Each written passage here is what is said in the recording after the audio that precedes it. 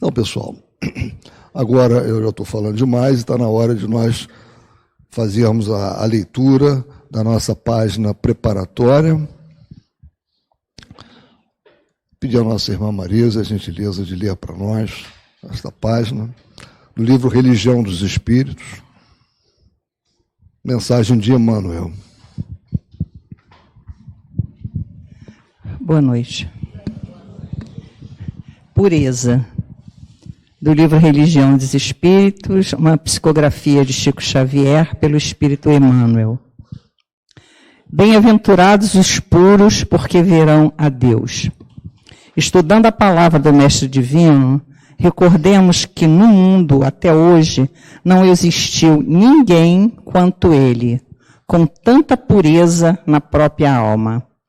Cabe-nos, pois, lembrar como Jesus via no caminho da vida, para reconhecermos com segurança que, embora na terra, sabia encontrar a presença divina em todas as situações e em todas as criaturas. Para muita gente, a manjedoura era lugar desprezível. Entretanto, ele via Deus na humildade com que a natureza lhe oferecia materno colo e transformou a estrebaria num poema de excelsa beleza. Para muita gente, Maria de Magdala era mulher sem qualquer valor pela condição de obsidiada em que se mostrava na vida pública. No entanto, ele via Deus naquele coração feminino, ralado de sofrimento, e converteu-a em mensageira da celeste ressurreição. Para muita gente, Simão Pedro era homem rude e inconstante, indigno de maior consideração. Contudo, ele via Deus no espírito atribulado do pescador semi-analfabeto, que o povo menosprezava, e transmutou-o em paradigma da fé cristã para todos os séculos. Para muita gente, Judas era negociante de expressão suspeita, capaz de astuciosos ardis em louvor de si mesmo. No entanto, ele via Deus na alma inquieta do companheiro, que os outros menoscabavam, e estendeu-lhe braços amigos até o fim da penosa deserção a que o discípulo distraído se entregou, invigilante. Para muita gente, Saulo de Tarso era guardião intransigente da lei antiga, vaidoso e perverso, na defesa dos próprios caprichos. Contudo, ele via Deus naquele espírito atormentado e procurou-o pessoalmente para confiar-lhe embaixada importante. Se purificares assim o coração, identificarás a presença de Deus em toda parte, compreendendo que a esperança do Criador não esmorece em criatura alguma, e perceberás que a maldade e o crime são apenas espinheiro e lama que envolve o campo da alma. O brilhante divino que virá fatalmente à luz. E aprendendo e servindo, ajudando e amando, passarás da terra por mensagem incessante de amor, ensinando a todos os homens que te rodeiam a converter o charco em berço de pão e a entender que, mesmo nas profundezas do pântano, podem surgir lírios perfumados e puros para exaltar a glória de Deus. Lindo texto, né? Bom estudo para a gente. Tudo bem, Coja?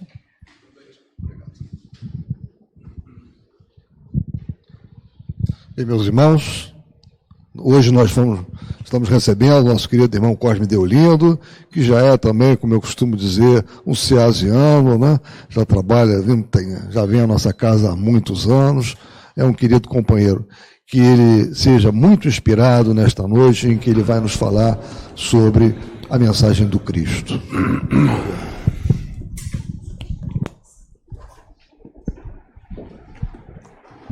Obrigado, meu irmão.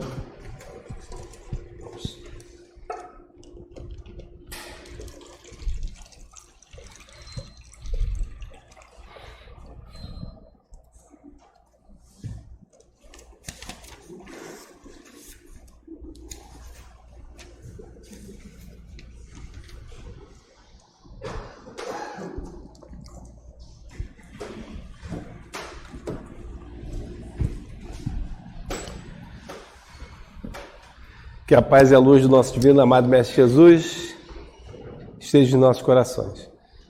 Muito boa noite, minhas irmãs. Muito boa noite, meus irmãos. Queridas companheiras e queridos companheiros de Ideal Espírita. É sempre com muita alegria, com muita satisfação que nos encontramos nessa casa, o SEASA, para mais uma palestra da nossa amada doutrina espírita, para que nós possamos refletir sobre os ensinamentos de Jesus. Também estendemos aos nossos irmãos que nos acompanham, através da internet, aqueles que nos acompanharão depois pela transmissão dessa palestra.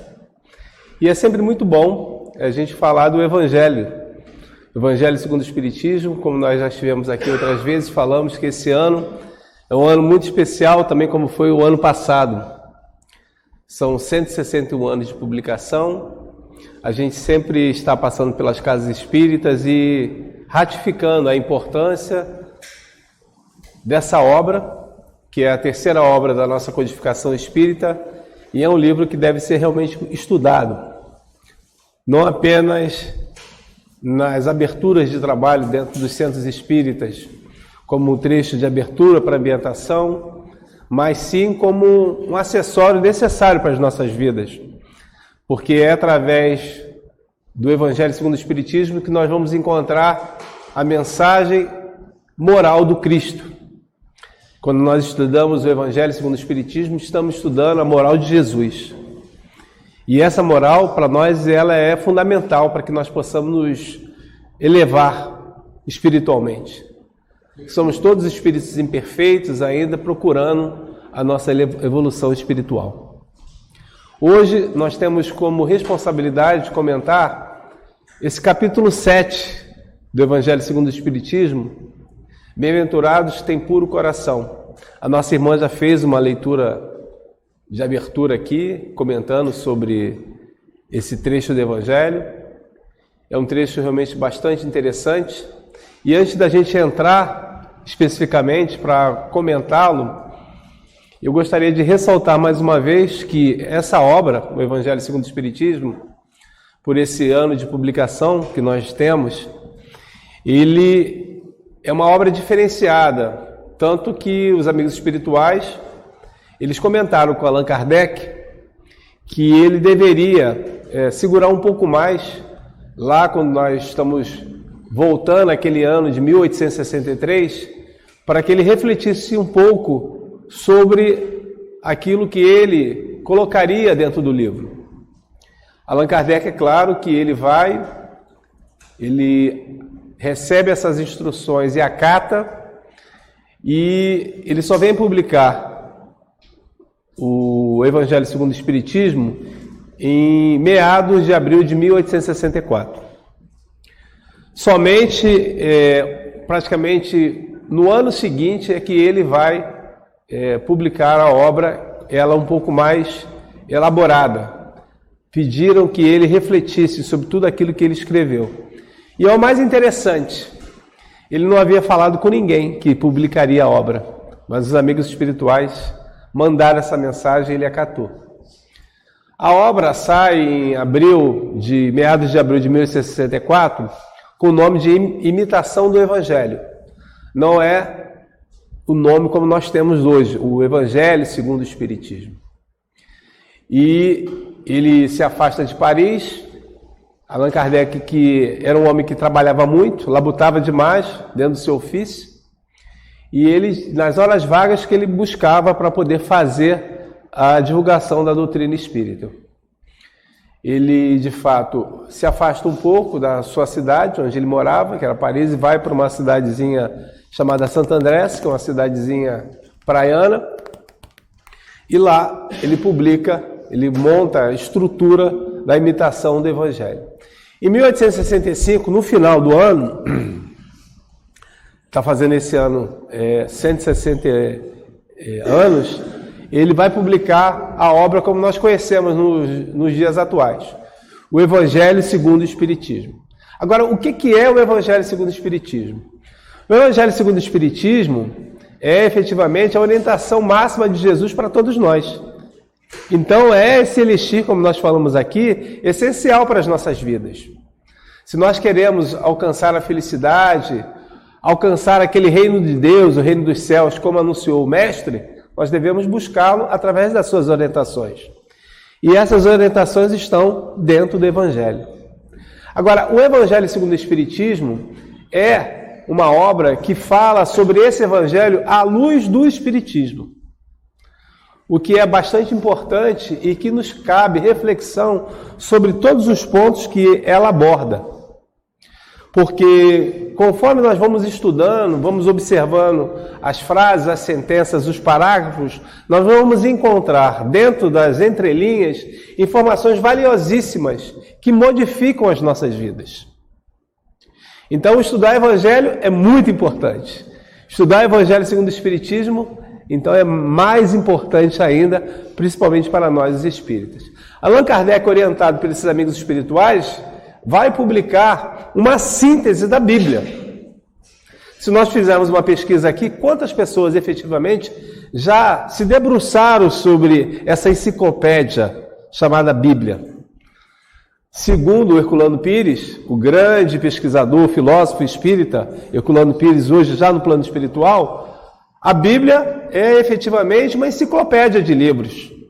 São 43 livros, 46 dentro do Velho Testamento e 26 46 no Velho Testamento e 27 no Novo Testamento. Ou seja, 73 livros.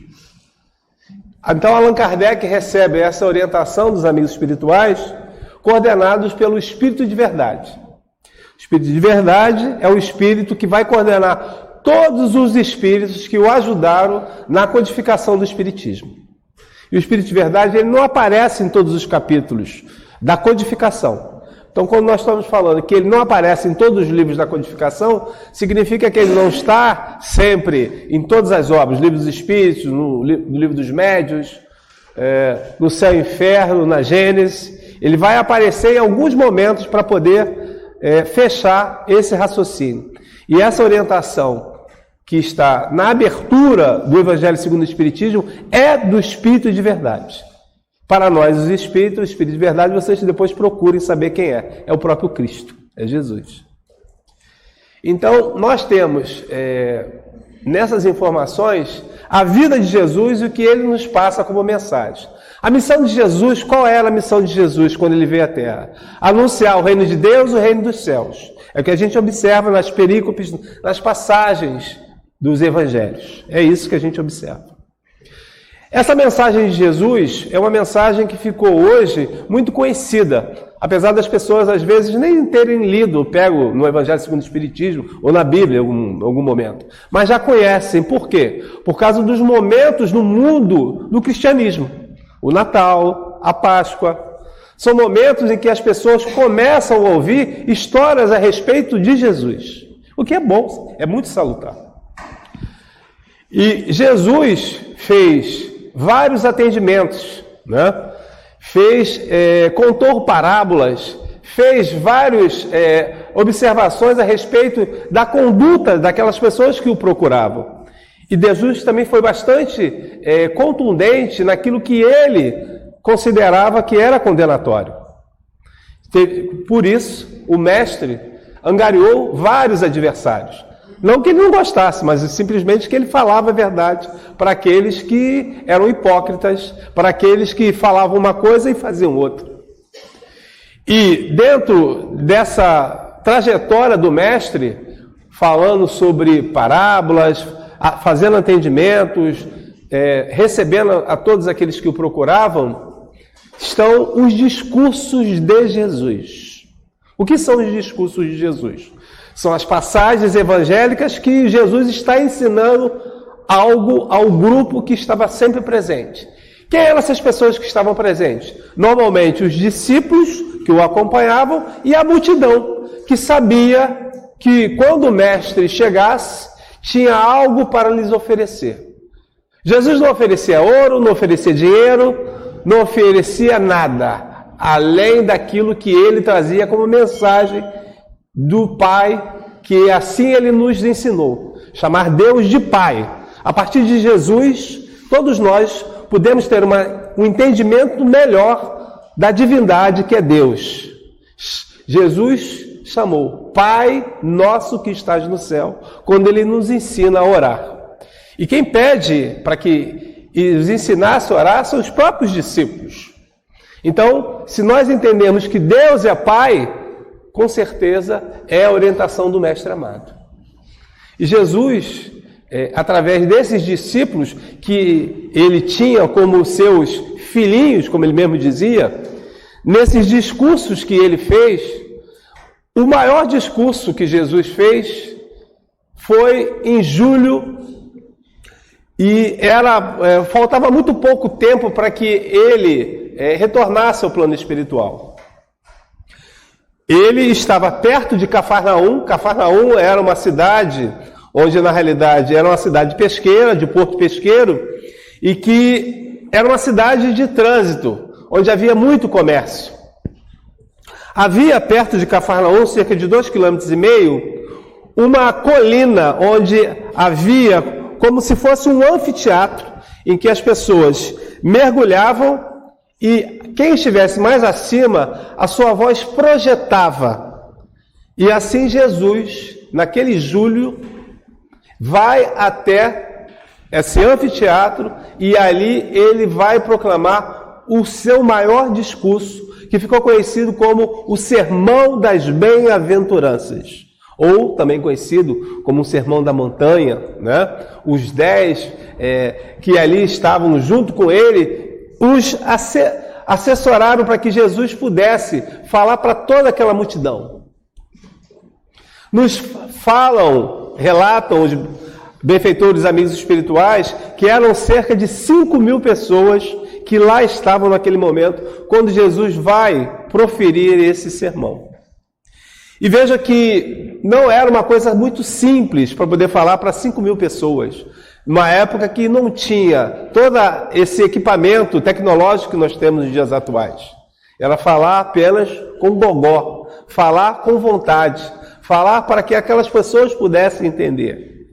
E as pessoas vinham, de fato, para poder ouvi-lo, porque Jesus anunciava esse reino que as pessoas confundiram várias vezes. Onde está esse reino, Senhor? Está do outro lado do Tiberíades? Está do outro lado do Mar da Galileia? Mar da Galileia, Tiberíades, é tudo o mesmo lago, onde efetivamente aqueles que trabalharam com Jesus, viveram com Jesus, conviveram com Ele, cuidaram, fizeram os atendimentos, passaram na pregação da Boa Nova, o seu evangelho de luz e de amor, como assim ficou conhecido.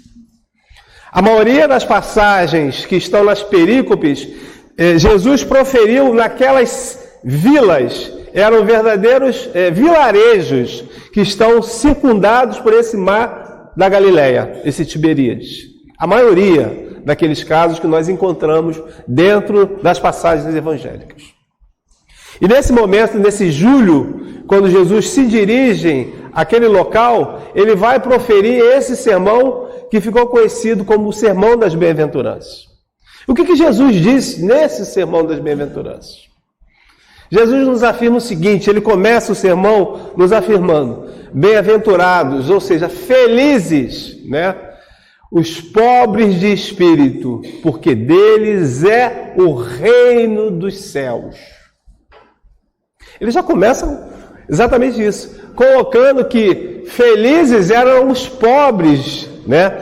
Os humildes, os pobres de espírito, porque estava anunciando que era para eles esse reino. E Jesus continua na sua pregação quando ele diz, bem-aventurado todos aqueles que choram, porque serão consolados. Ou seja, sofrer naquela época era muito simples, todo mundo sofria.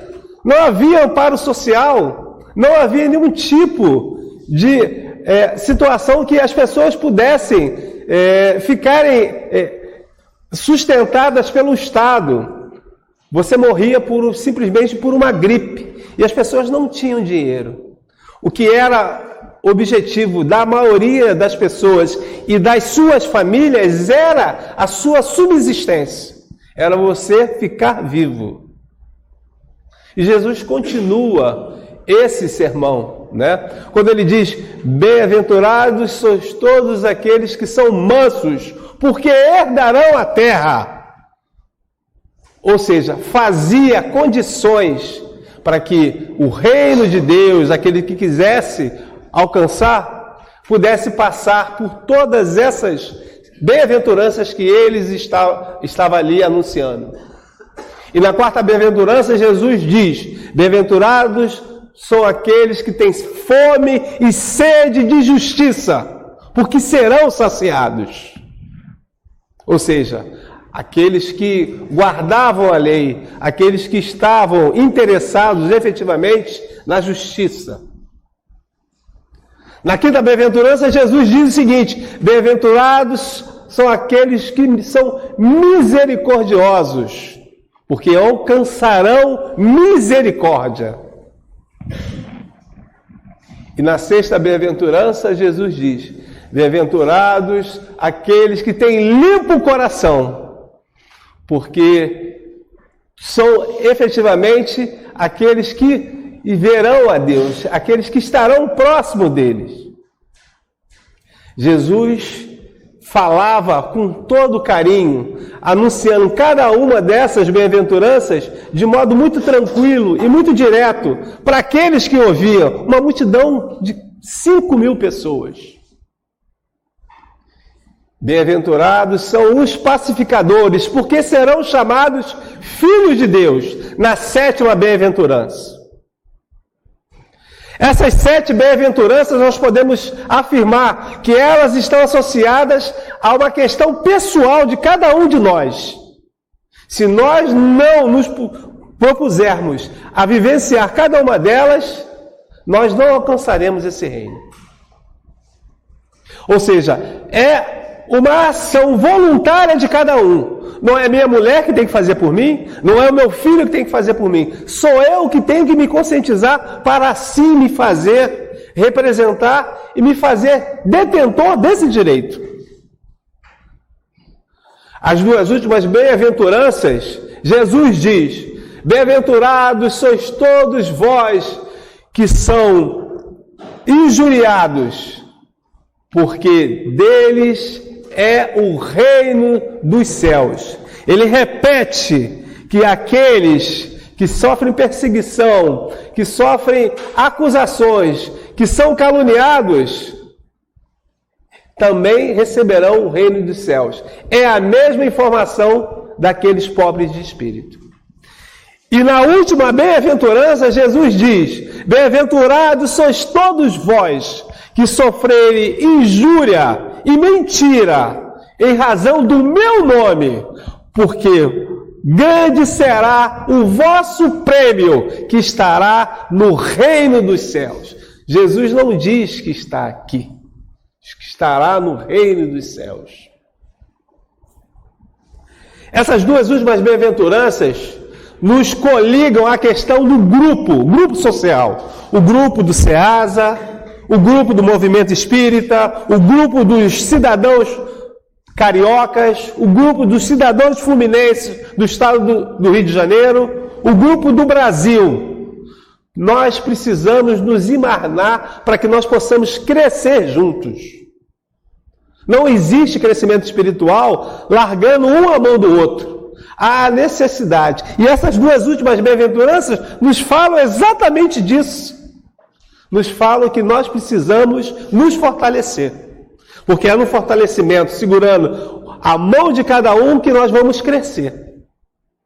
Ou seja, precisa do amparo do grupo para que o indivíduo ele cresça como pessoa, filho de Deus que ele é.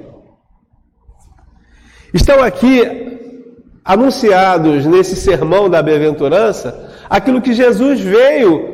E segundo os teólogos, Carlos Torres Pastorino, o grande exegeta, ou seja, o conhecedor de evangelho, o mesmo autor dos Minutos de Sabedoria, diz que todo cristão deveria, ao ouvir o sermão das bem-aventuranças, se ajoelhar, tal a misericórdia divina que essas sentenças possuem.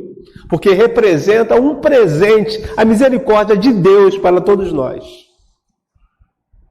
O grande Gandhi, o Mahatma Gandhi, sempre afirmava que se todos os livros sacros do mundo fossem perdidos, mas sobrasse apenas o Sermão das Bem-aventuranças, nada estaria perdido. Ou seja, alguém que nem cristão era, mas que conhecia a mensagem, que é uma mensagem moral para qualquer criatura desse planeta.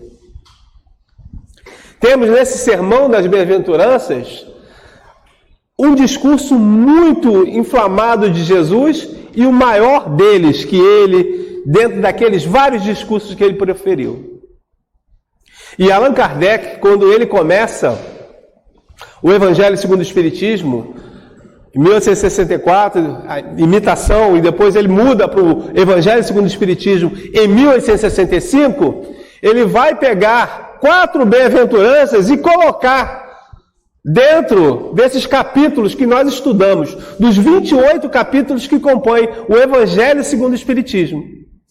4 dessas bem-aventuranças estão lá dentro. E uma dessas bem-aventuranças é a que nós temos para comentar com os irmãos nessa noite.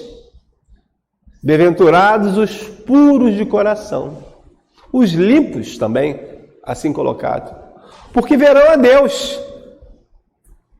E Allan Kardec é tão feliz nessa passagem, quando ele abre esse capítulo 8 do Evangelho segundo o Espiritismo, que ele abre com 2 perícopes, 2 passagens. A primeira relacionada ao Evangelho de Mateus, no seu capítulo 5, versículo 8. Bem-aventurados os que têm limpo o coração, porque verão a Deus. É uma sentença, é uma frasezinha. Mateus, capítulo 5, versículo 8. E na outra passagem, Allan Kardec traz uma passagem do Evangelho de Marcos, o que abrimos um parênteses para dizer que esse Evangelho de Marcos, segundo os estudos mais novos que se tem dos Evangelhos, é o Evangelho mais antigo que foi escrito. E durante muito tempo se pensou que era o Evangelho de Mateus, e não é. O Evangelho de Mateus é o maior Evangelho, 28 capítulos. Mas o Evangelho de Marcos é o Evangelho mais antigo, segundo a fonte Q. Segundo a fonte Q, todos os outros evangelhos se baseiam no que está no Evangelho de Marcos. E Allan Kardec pensa do Evangelho de Marcos, que por sinal é João Marcos. João Marcos é o mesmo João Marcos que estava com Paulo de Tarso e Barnabé na sua primeira viagem apostólica que faz o apóstolo dos gentios. Atos dos Apóstolos, se alguém quiser confirmar. Então, João Marcos é o Marcos, o mesmo que estava com Paulo na sua primeira viagem e Barnabé. E o evangelista, ele, no seu capítulo 10, versículos 13 a 16, ele diz: vinde a mim a todas as criancinhas, e não as impeçais. É uma passagem que, na realidade, os discípulos estavam barrando que as crianças chegassem até Jesus.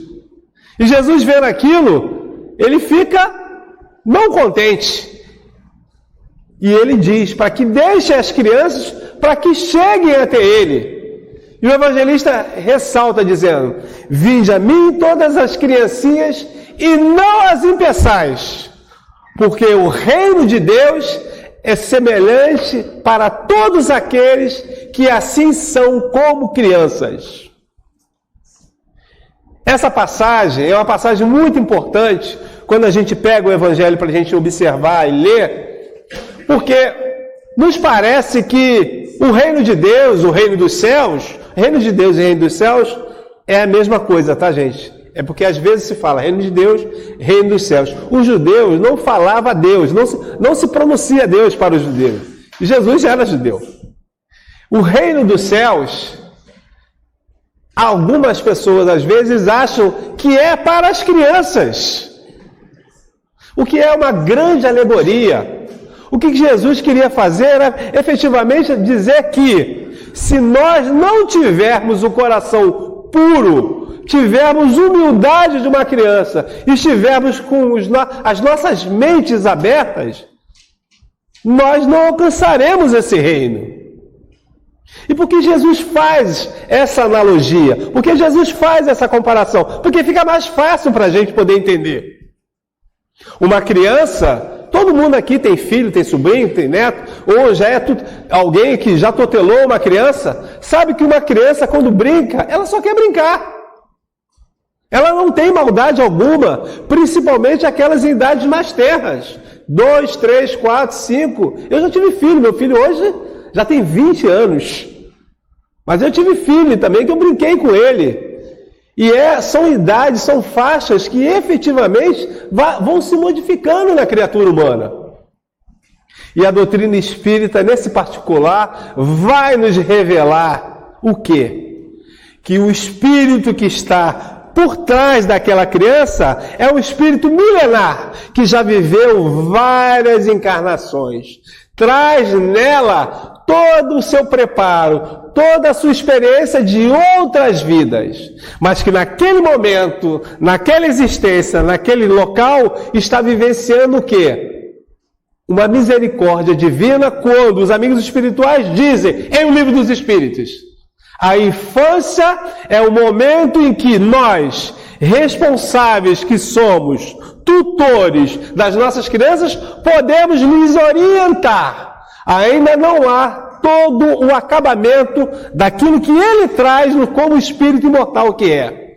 Ele está mais acessível às nossas concepções, às nossas colocações. Por isso que na Casa Espírita diz, tragam as suas crianças para a evangelização. Aqui elas vão ouvir dos evangelizadores, vão ouvir daqueles que estão orientando as crianças o quê? Uma palavra dos céus, para que aquele espírito que é imortal, que está ali, e às vezes mais velho do que os pais, possa receber aquelas informações de amor, de dedicação, de orientação da melhor maneira possível. Está lá em O Livro dos Espíritos. A infância é necessária para o espírito receber o quê? As melhores informações, porque naquele momento ele está passível, receptível àquilo que os pais lhe orientam. Por isso é que dizem que ser pai é ter missão de evangelização. Porque quando nós retornarmos à pátria espiritual, eles nos perguntarão, que fizeste daqueles que eu vos deixei como responsáveis? Então, a missão de pai é super importante, porque é ali que a criança vai conseguir, na sua orientação, dentro daquilo que nós exemplificamos para eles. Porque não adianta a gente também dizer que nós somos assim, somos assado, porque Jesus nos chamaria de hipócritas, dizendo para a criança, como às vezes nós ouvimos algumas vezes, não pode mentir. Mas aí quando o porteiro liga lá para casa, diz que eu não estou, diz que eu saí, diz que eu não posso atender, e você está lá simplesmente, completamente aberto para poder atender. A criança, ela está vendo aquilo. A criança está observando o que nós estamos fazendo. Porque quando nós não fazemos, ela vai mirar exatamente nós. Meu pai não faz, porque eu tenho que fazer. Então, é nessa faixa de idade, e assim é quando nós estamos na evangelização infantil. A gente que teve a oportunidade de trabalhar por 7 anos dentro da evangelização infantil, a gente observa nitidamente como uma palavra, uma sentença, uma colocação sua modifica o universo daquela criança. E às vezes você fazia experimentos maravilhosos, você fazia uma aula magnífica e a criança queria simplesmente, ela está ali no chão contigo, cortando um papel, fazendo uma coisa e outra. Porque para a criança não é todos aqueles parangolés que vocês trazem, todas aquelas aqueles instrumentos maravilhosos, caríssimos, que vão fazer você dar aquele amor que ela está percebendo. Mas a sua atenção, o seu jeito de falar, é isso que vai trazer a criança para você. Todos nós aqui que somos pais sabemos disso. Hoje em dia, vivemos uma vida muito atribulada, todos nós. Muitas vezes saímos de manhã e só voltamos à noite. Mal temos tempo de conversar com a esposa, com o filho. Mas no tempo que nós estivermos com eles, nós temos que dar essa oportunidade para eles chegarem perto de nós. Porque, efetivamente, não é errado você trabalhar muito. O que está errado é você não ter tempo para eles. Há uma sentença na doutrina espírita que diz: tempo é uma questão de preferência. Procure fazer aquilo que você gosta, que você vai arrumar tempo. Quando a gente gosta de alguma coisa, a gente diz, isso aqui já não me interessa mais, eu vou fazer isso aqui que me interessa. Aí que a gente vai encaixar o curso, o estudo, a visita à casa espírita, o voluntariado. É assim que a gente vai encaixando. Porque se nós formos observar, nós não temos muito tempo. Qual é o tempo de uma vida aqui na Terra que nós podemos dizer que é bem vivida de muito tempo? 80 anos? 90 anos? 100 anos? 110 anos? Isso é um estalar de dedos para a espiritualidade. É muito rápido.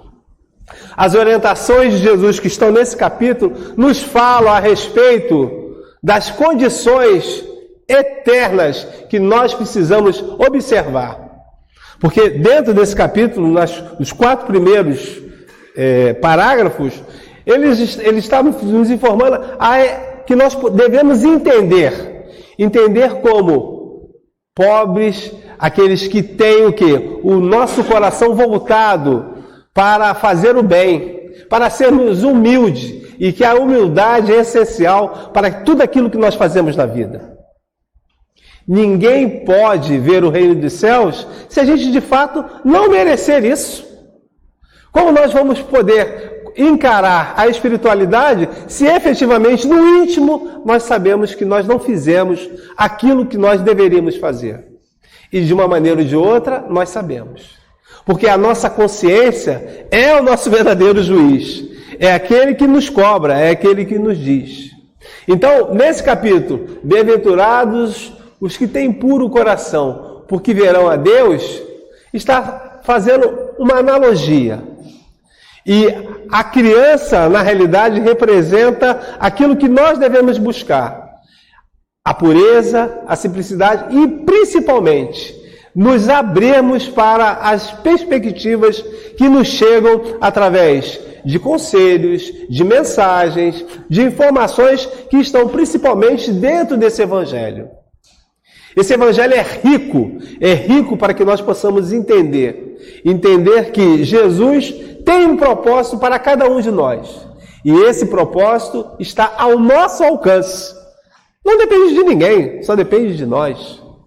E todas as vezes que observamos isso, às vezes ficamos um pouco desiludidos, achando que estamos sozinhos, que naqueles momentos de dificuldade que todos nós atravessamos, que a espiritualidade nos abandonou, que o amigo espiritual simplesmente está dormindo e que nos deixou de lado. Quando se fizermos um balanço, efetivamente, nós vamos perceber que fomos nós que atravessamos o compasso daquela música que é a música do Evangelho, que é tão bem cantada. Atravessamos o compasso e nos desviamos da rota que nós deveríamos seguir. E é o que Jesus nos pede.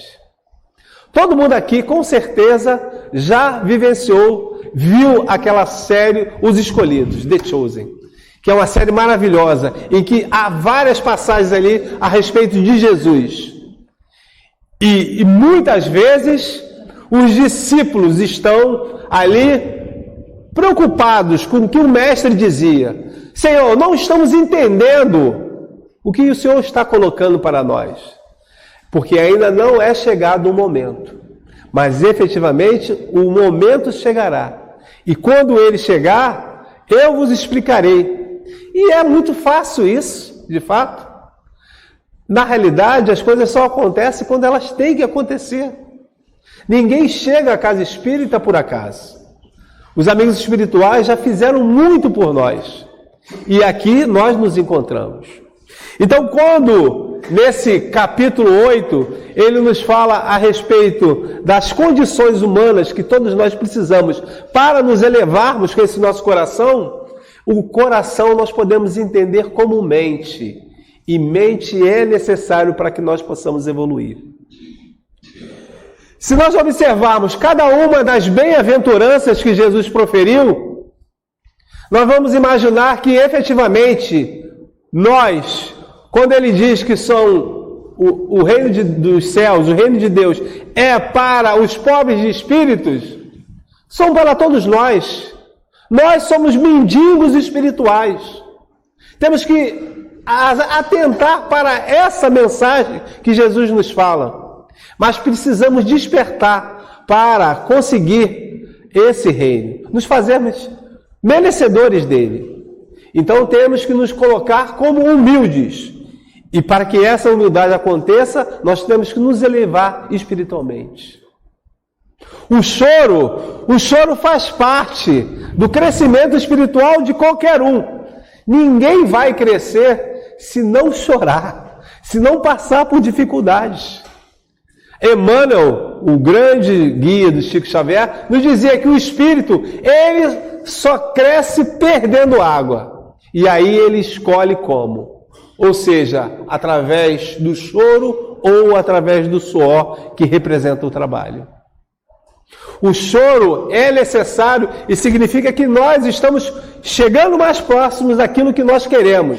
Essa nossa elevação espiritual. Para buscar herdar a terra, como nós queremos chegar nesse reino dos céus, nós precisamos de paciência, precisamos de resignação, precisamos de obediência, para que nós possamos ser o quê? Nós precisamos herdar essa terra. Ninguém vai herdar a terra se nós não conseguirmos amenizar os nossos sofrimentos, os nossos corações. Então, para herdar, vamos precisar trabalhar essas oportunidades que nos apresenta. Paciência, resignação, obediência. Precisamos trabalhar cada um desses momentos. A misericórdia representa que nós temos que entender, ser indulgentes com todos aqueles que estão próximos a nós. Porque o ser humano, de uma maneira ou de outra, ele acha que o outro tem que dar a mesma coisa que nós temos. Quando na realidade a misericórdia nos mostra o contrário. Cada um só pode dar aquilo que tem. Ninguém vai dar aquilo que não tem. Então, se eu sou espírita na minha casa, eu não tenho que fazer comparações com o outro que não é espírita, que abraçou um outro segmento religioso. Eu tenho que entender que ele está naquele caminho que ele procura e que, se está fazendo feliz, nós temos que aceitar isso. Não é nós dizermos que temos a verdade e a verdade está conosco. Isso verdadeiro não é ser misericordioso, não é ser indulgente, não é ser paciente. E a indulgência nos pede exatamente isso: misericórdia. Bem-aventurados são todos aqueles que estão com o coração puro, com o coração que está para enxergar a Deus. Gandhi, Madre Teresa de Calcutá, Chico Xavier, Bezerra de Menezes, todos esses espíritos com certeza alcançaram em seus corações essa pureza. E por isso são espíritos que trabalharam na construção desse planeta, que é um planeta de provas e expiações, e que, segundo relatam os benfeitores espirituais, estamos em transição, saindo de um mundo de regeneração, de provas e expiações, para um mundo de regeneração. Quantas vezes já ouvimos falar isso na casa espírita? Estamos na transição planetária. Essa transição planetária só chegará quando todos os espíritos que aqui estiverem alcançarem essa pureza, como esses grandes ceareiros de Jesus. Bem-aventurados são todos aqueles, os pacificadores, aqueles que pregam a paz, mas pregam a paz nos atos, nas suas atitudes, nas suas falas. São todos aqueles que, de uma maneira ou de outra, estão sempre pacificando os corações. O grande Martin Luther King, o pastor batista americano, era um grande pacificador. Trabalhava a paz para que aqueles seus irmãos pudessem ser reconhecidos na sua terra. Não difundindo guerra, não difundindo a morte, não difundindo o revide, mas sim colocando que todos nós temos oportunidades aqui. São os pacificadores. Gandhi, antes de ser o grande Mahatma Gandhi na Índia, Gandhi trabalhou na África. Pouca gente sabe disso. Na trajetória desse espírito, segundo os amigos espirituais, Gandhi é um espírito que não era da nossa galáxia, é de outra galáxia, e que aqui veio ensinar, exemplificar como é ser pacificador. A pacificação, ela é necessária para todos nós. Quando Divaldo Pereira Franco, o tribuno, que já não está mais conosco, mas sim no plano espiritual, porque cumpriu a sua missão, saía todos os anos para pregar a paz. E ele tinha uma frase que era célebre, quando dizia: a paz do mundo começa em nós. Nós não podemos pedir paz se nós somos um vulcão incandescente em erupção. Para que nós possamos ter paz no mundo, é necessário que acalmemos os nossos corações primeiramente. Como eu posso pedir paz se eu sou um verdadeiro vulcão? A paz do mundo começa em nós, então começa em mim. O cristianismo, através desses mais de 2000 anos que nós conhecemos, nos trazem várias denominações. A mensagem de todas as denominações cristãs, elas falam no Jesus que salva, no Jesus que perdoa, no Jesus que entende, no Jesus que cura, no Jesus que abraça e que ama. Mas para que Jesus, de fato, tenha no seu propósito efetivamente completo, é necessário que nós entendamos as suas orientações. Pode parecer que estamos ainda muito longe de alcançar isso, mas o Mestre prometeu ao Pai, quando ele diz: das ovelhas que o Pai me confiou, eu não perderei nenhuma. Nenhum de nós, então, está perdido. Isso é consolador. O Espiritismo, que é uma dessas denominações cristãs que nós abraçamos, nos fala exatamente sobre isso. Sobre consolo, sobre conforto, sobre entendimento. Que nós, efetivamente, precisamos buscar a paz e buscar o merecimento. Cuidando das nossas crianças, cuidando de nós mesmos e, acima de tudo, cuidando também do próximo. A mensagem é clara para todos nós. O Evangelho é o caminho. Não há outro caminho para a felicidade. O caminho é o Evangelho. Para que nós possamos buscar a paz que está nesse Evangelho, é necessário que nós o entendamos. Consigamos ler, estudar e refletir as suas orientações.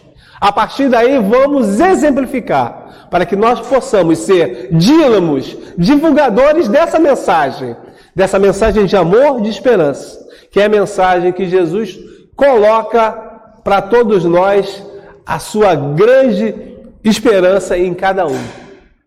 Quando Allan Kardec publica o Evangelho segundo o Espiritismo e que nós temos em mãos, nós temos a chave da nossa liberdade, a chave da nossa felicidade. E que para todos nós poder entender tudo isso, basta ler cada uma dessas mensagens. Os amigos espirituais, eles estão ao nosso lado. Cada um dos amigos que se manifestam dentro de cada um desses capítulos, nas instruções dos Espíritos, eles fazem um relato, um resumo. E para fechar, nós trazemos o resumo de Vianney, o Curadar. O Curadar, que era um padre, um presbítero, E nem por isso, como há vários, né, dentro da codificação espírita, Santo Agostinho, São Luís, Curadar, todos esses eram padres, viveram em outro segmento religioso, mas na espiritualidade vieram nos trazer a mensagem imorredora para dizer que a vida não terminou. Nós continuamos vivos, mesmo quando perdemos esse invólucro carnal. Curadar, que era um homem muito procurado, um padre do século XVII, e que vivia nessa cidade, a cidade de Dar. E lá na França ele fazia as curas e tendia para sempre o trabalho do amor, o trabalho da caridade. Entendia como ninguém a mensagem de Jesus, porque não fazia distinção daqueles que o procuravam para dar essa mensagem do amor. E nessa instrução o Curadar pede para cada um de nós, nesse capítulo 8, buscarmos exatamente isso. Olharmos o outro como um irmão, como se fôssemos nós mesmos que estivéssemos do outro lado. Para que nós possamos, com todo amor, com toda dedicação, nos dedicarmos à mensagem do amor de Jesus. Que este grande Espírito, que é efetivamente um dos grandes baluartes da divulgação desse Espiritismo, possa nos trazer a paz consoladora e o esclarecimento dessa mensagem do Evangelho de Jesus, que não são o Cosme que diz, mas todos eles que afirmam, dentro dessa codificação maravilhosa, porque temos um tesouro em mãos. Que Jesus, o Mestre amado, possa nos trazer sempre a paz para os nossos corações. Que assim seja. Graças a Deus.